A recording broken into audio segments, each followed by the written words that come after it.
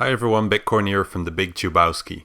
In our last territory war, someone in the other guild set their Padme team with General Skywalker in it on defense. Since the event just came back around for the third time, you may find some people currently in Grand Arena or Territory Wars who don't have their clones ready yet, and thus they put their General Skywalker in a Jedi or a Galactic Republic team. Now, I couldn't find any other videos on how to deal with General Skywalker under a Padme lead, so I figured I'd make one myself. Now, against a standard Padme team, Traya can get the job done, but it becomes quite difficult once too many relics are involved, and especially when it is a very fast Padme, which is what you usually see on defense. Now, you can see me checking the speed at the beginning of this video for this very reason, because I'm curious how fast the Padme is that I'm going up against. Now, the new resistance heroes are also a great counter to Padme, but since Poe isn't farmable yet right now, not many people have this team ready. And soon when the Galactic Ray comes out, it's not like you're going to want to send her in to take out a Padme team. It's probably going to be a fair bit of overkill, so it won't be a counter that a lot of people will be using, is my guess. Going in with Darth Revan and Malak is not a great option either, because much of the advantage here comes from Malak, who easily gets his health reduced by General Skywalker. And once he's too low on health, the rest of the team may be able to more easily kill him, and at that point you're likely risking your entire match. Now, there is no C-3PO in there for cooldown reductions or confuse, so you could probably still win, but I don't expect it to end well in terms of banners, so it's not a matchup that I would really recommend.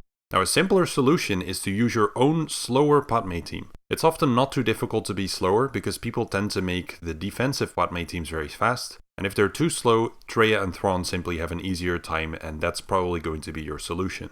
Now, this doesn't mean that you need a Padme that is super slow necessarily.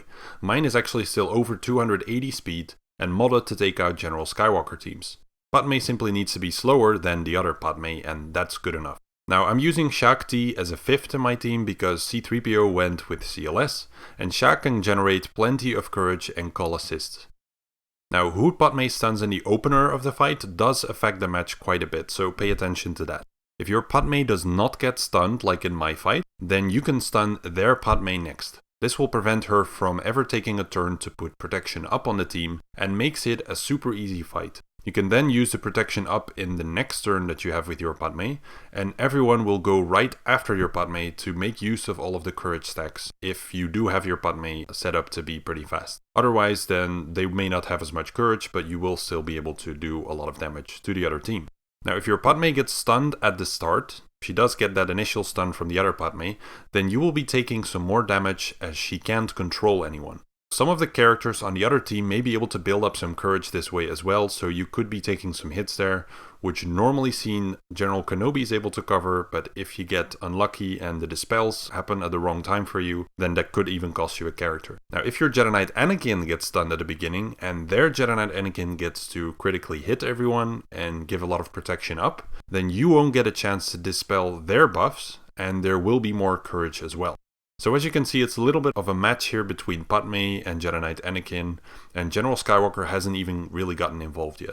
Now, regardless of how exactly the fight opens, there are two very important things in these fights. You have to make sure that you save your Jedi Knight Anakin's AoE until after they have a lot of buffs, and to not use your Padme's buffs until after their Jedi Knight Anakin has used his AoE. If you can make sure of those two things, you should have no trouble taking the upper hand, as you will always be able to dispel the majority of their buffs, while they cannot dispel the majority of your buffs. Now, I hope this helped out. Give it some practice in Arena, because it might take a little bit of time to get used to, and there are many different scenarios of how it can play out. So you might simply ask someone in your arena to set up this team, as you won't find a whole lot of people who run it naturally, and maybe that will give you the necessary practice to figure it out. I understand it's pretty niche, but considering there are no other videos out there covering this specific matchup, I figured I'd make it and try to help people out with it. Good luck in your Grand Arenas and your Territory Wars.